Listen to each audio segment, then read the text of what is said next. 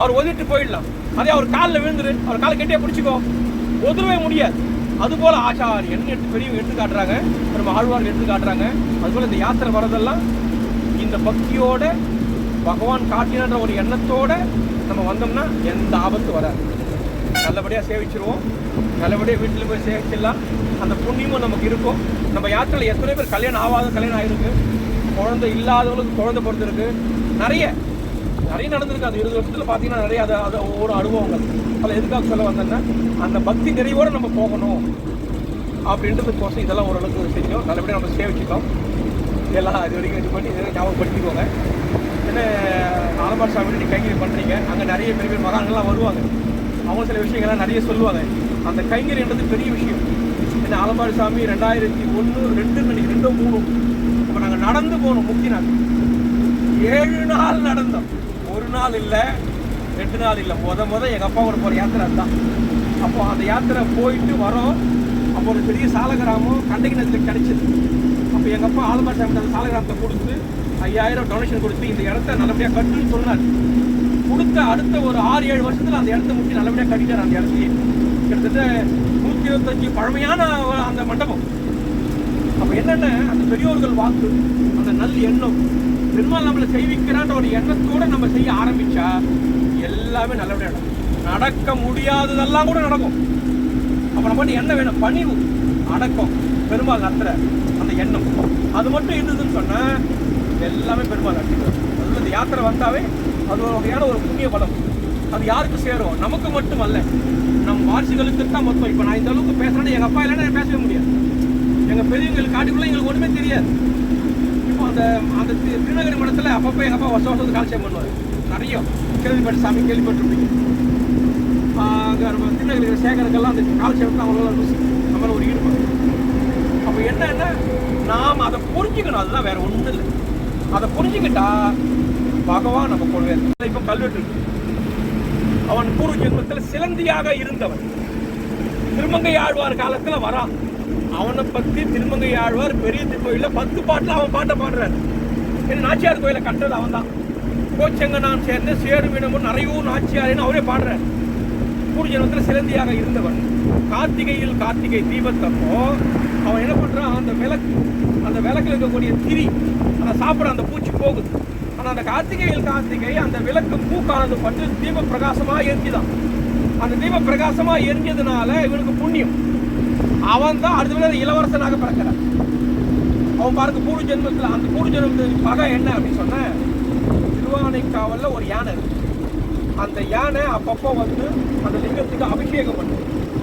ஆனால் இவர் என்ன பண்ணுவார்? அந்த சிலந்தி ரூபத்தில் இருக்கக்கூடிய கோச்சங்கனார் சோழன் அந்த லிங்கத்தின் மேலே அழுக்கு படிக்கக்கூடாதுன்னு சொல்லி சிலந்தி வலையை போட்டு மூடுவார். அந்த யானை வந்து தண்ணி அடிக்கும் போது வலையெல்லாம் போயிடும். உடனே அந்த சிலந்தி அந்த யானை மேலே பகை வச்சு, இந்த யானை வந்து நம்ம இப்படி நடக்குது அப்படின்னு. அது எவ்வளோ அவன் கோச்சங்கனார் சோழனா பிறந்தான். திருவானைக்காவல் கட்டது அவன் தான். அது உள்ளே போய் பாருங்க, யானை உள்ள நுழையாது. வாசகால் சின்னது. அந்த பூர்வ ஜென்மத்து பகை அந்த யானை உள்ள நுழையாதாலும் கடிதான். இதெல்லாம் ஒட்டுக்குற தோட்டங்கள் எதுவுமே கிடையாது. நமக்கு மனைவி அமையதோ மக்கள் அமையணும்.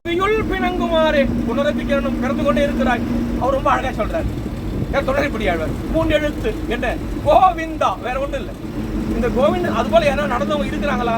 அஜாமில சரித்திரம் கேள்விப்பட்டிருப்பீங்க.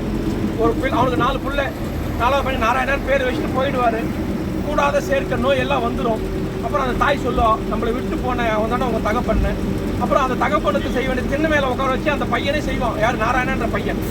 அப்போ இந்த தகப்பன் என்ன பண்ணுவான்? தனக்கு தண்ணி வேணுமா? நாராயணா. சாப்பாடு வேணுமா? நாராயணா. சாப்பாட்டுக்காக நாராயணா சொல்றான், தண்ணிக்காக நாராயணா சொல்றான். அப்போ அவன் இறக்கும் தருவாய் வருகிறது. அவன் இறக்கும் இவனுக்கு ஒரு அஜாமில சரித்திரன்னு வரும். இதை தொண்டர்படிவார் கோவிந்த நாமத்தை வச்சு சொல்றார்.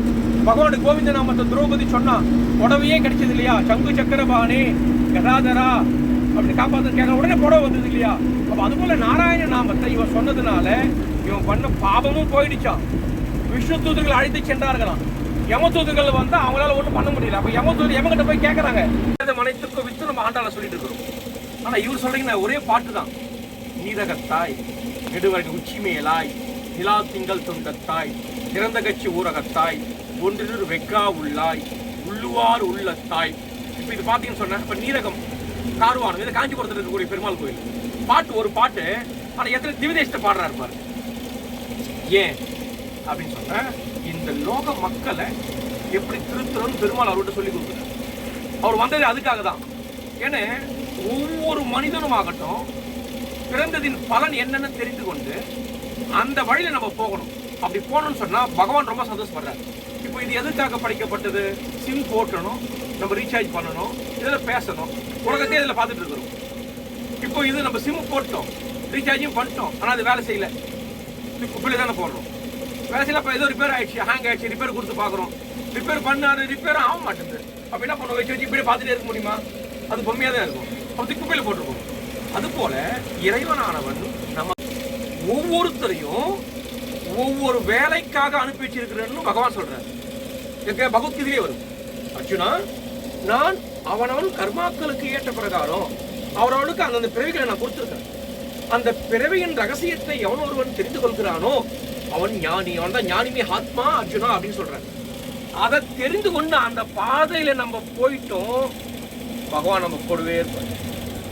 நமக்கே தெரியாது, நம்மளை வழி நடத்துறதே அவரு தான், நம்மளை எல்லா இடத்துக்கும் இட்டும் போறதும் அவரு தான்.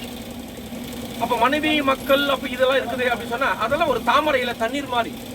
ஏன் பிறந்தது எங்கேயோ எங்கேயோ வளர்றோம், ஆனா கல்யாணம் பண்ணிக்கிறோமே, நீங்க பிறந்த போதே அந்த பெண்ணை நீங்க எங்கன்னா பார்த்துருப்பீங்களா?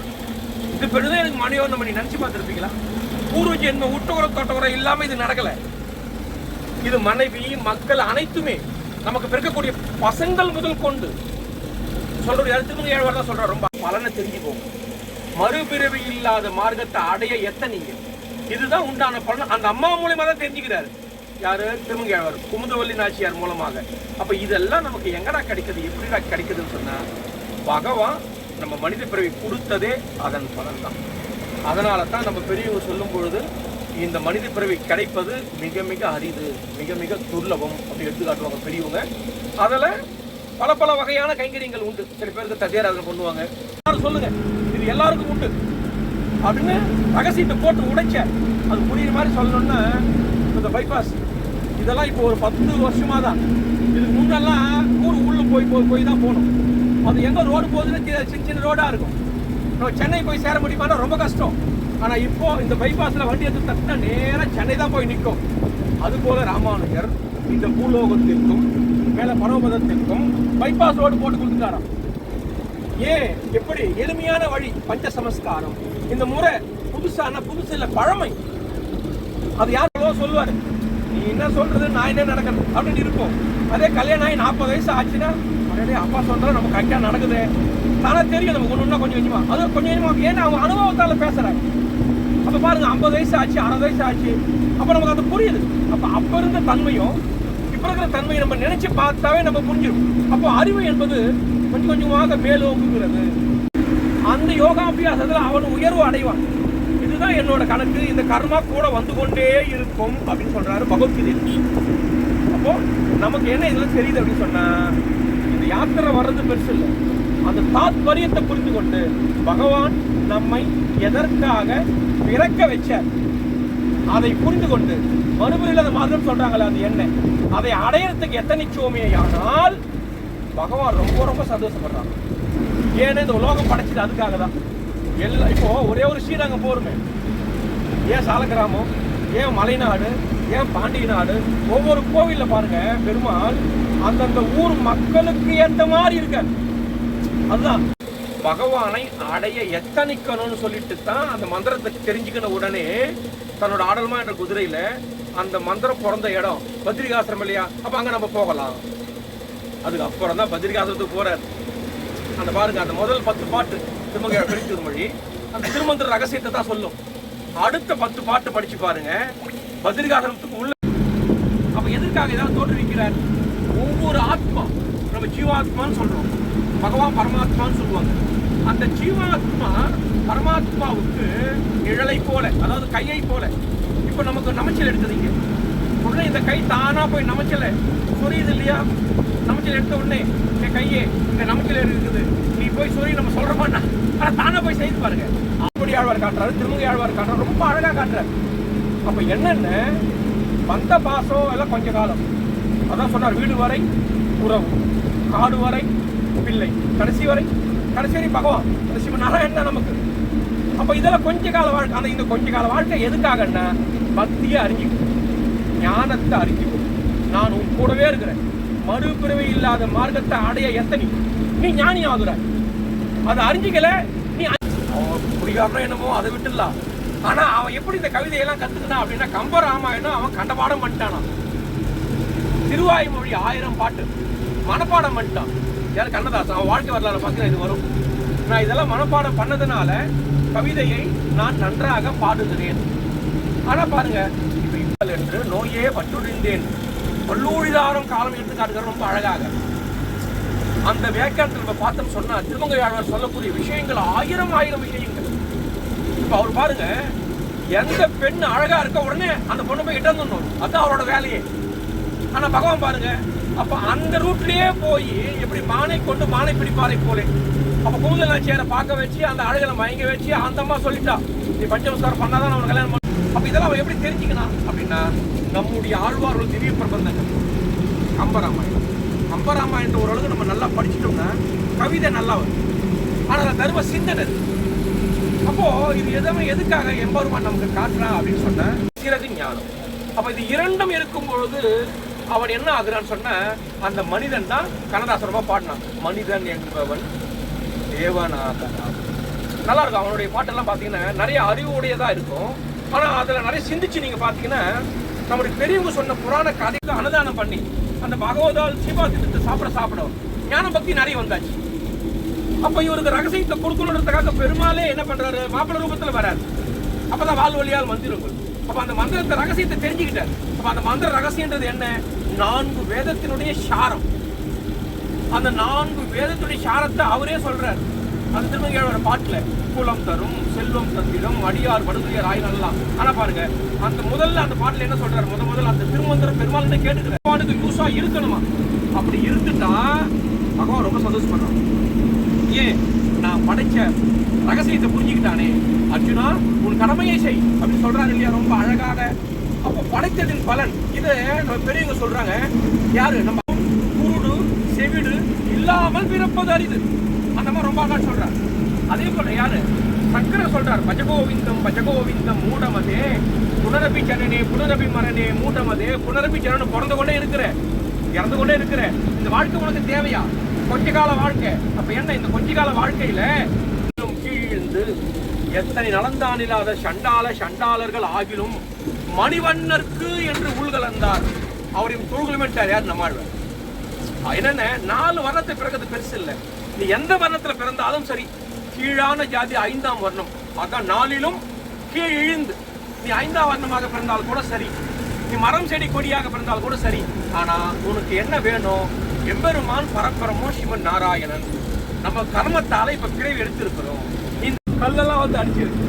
ஒரு ட்ரிப்பு பத்ரிகாசிரமத்துல ஒரு நிலச்சரிவு வந்துட்டு 3 நாளா நடு ரோட்ல நிக்கிறோம்.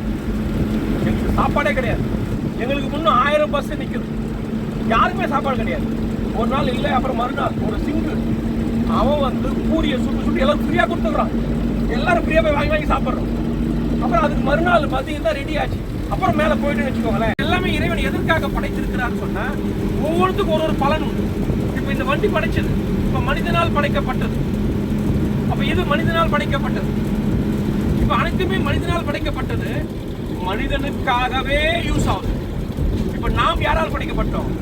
இறைவனால் படைக்கப்பட்டோம்.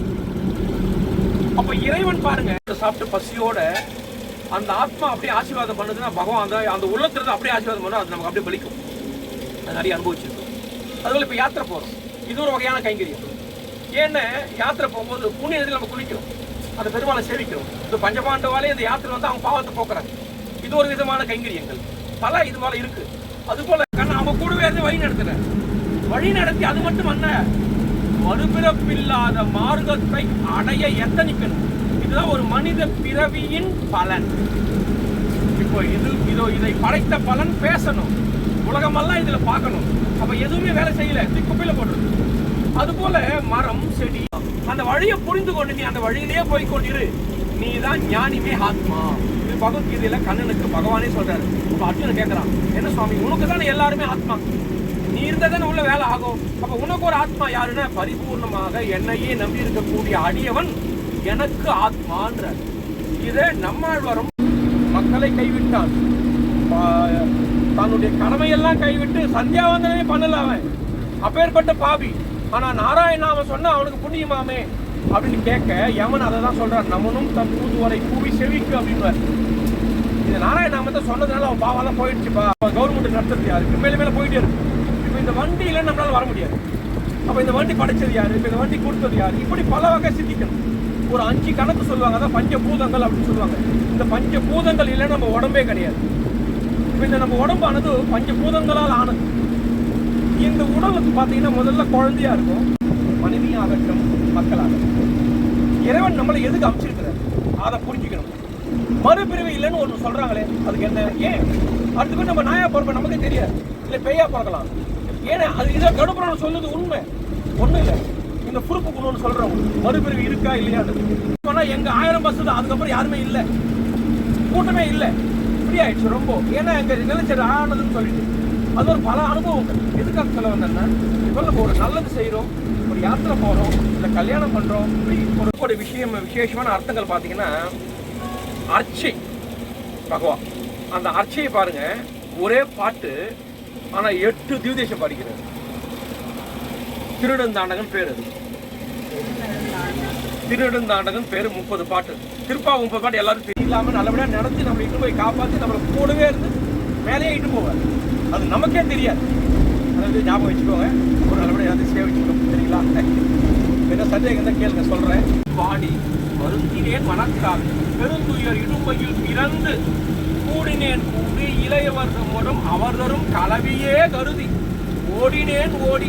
இவ்வளோ அழகாக சொல்கிறார் பாருங்க. அப்போ என்னென்ன, இந்த மனித வாழ்க்கை கொஞ்ச காலம்தான், ஆனால் இறைவன் நம்ம எதற்காக அமைச்சிருக்கிறார் அதை புரிஞ்சுக்கோங்க. இறைவன் நம்மளே 10 வயசுல எப்படி இருந்தோம் நம்ம நினைச்சு பார்க்கணும். ஒரு பிள்ளை பாடுவார், அப்ப என்ன அப்படின்னு சொன்ன, நாம் இறைவனால் படைக்கப்பட்டு இருக்கிறோம்,